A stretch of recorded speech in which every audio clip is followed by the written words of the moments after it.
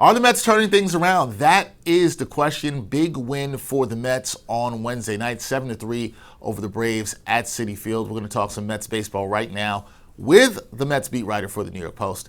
My guy Mike Puma joins me now. Mike, how are you doing? Dexter, how are you today? I'm doing good. I'm doing good. Mets fans, they haven't been doing so good. Mets have been struggling lately. They've lost 10 out of the last 12 games. They are at the halfway mark. So I wanted to take a look with you about where this team is, but just let's start with game 81, which was last night.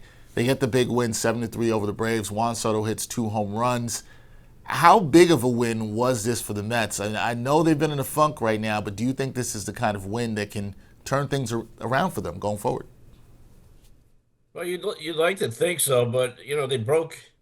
They were in Philly. They had the 7 game losing streak, and they had the breakout game where they hit the 7 home runs, and you thought maybe that was a turning point, and then they ended up coming back and losing 3 more in a row. So, we'll see here. You want to beat the Braves in the finale of this series, at least get a split. After getting swept in Atlanta last week, and then you get maybe a little bit of a break in this schedule here. Now, listen, if you're not playing well, there's no easy games, but the Pirates certainly are not a good team. You go to Pittsburgh for 3 games, maybe you get something going here if you win the series finale against the Braves and take 2 straight wins into Pittsburgh.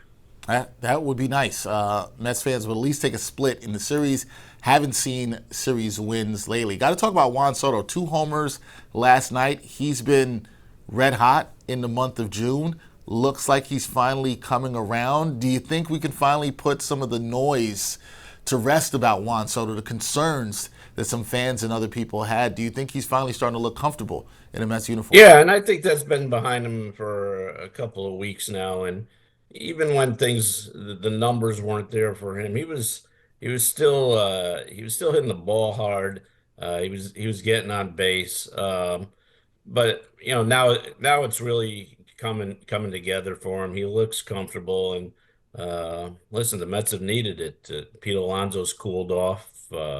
Lindor's been spotty. The bottom of the lineup has been pretty much a black hole. So they've won these 2 games here out of the last 12, and Soto played an instrumental part last night, and he also had a big game when they won in Philly last Saturday. So he's been kind of the ringleader right now in the lineup at a time the Mets have needed it. Yeah, he's been huge this month. And look, the Mets, last thing for me, Mike, they are 47 and 34, right? They're a half game out of first place, despite having lost the 10 out of 12 games. But when you look at this team with the trade deadline upcoming, and you mentioned the bottom of the lineup being a black hole, which has not been good all season long. When you look at this team, and David Stearns just talked to the media the other day, what do you think the biggest need is for this team right now that they need to address at the upcoming trade deadline? I think they need to address a little bit of everything at this point, especially the Sean Manaea news yesterday is very troubling about him having a loose body in his elbow and discomfort and being pushed back. This was a guy they thought was going to be pitching for him next week, and now that's on hold. And I know they're only saying he's shut down from throwing for a few days or what have you, and then, but. That's alarming, and that makes me think they may have to go out and find more starting pitching. And the lineup certainly has been so inconsistent that you think they're going to need another bat. And we've seen the bullpen shuffle going on. So I don't know if there's one you can just say, all right, this is the one area they have to. I think they may have to address everything here.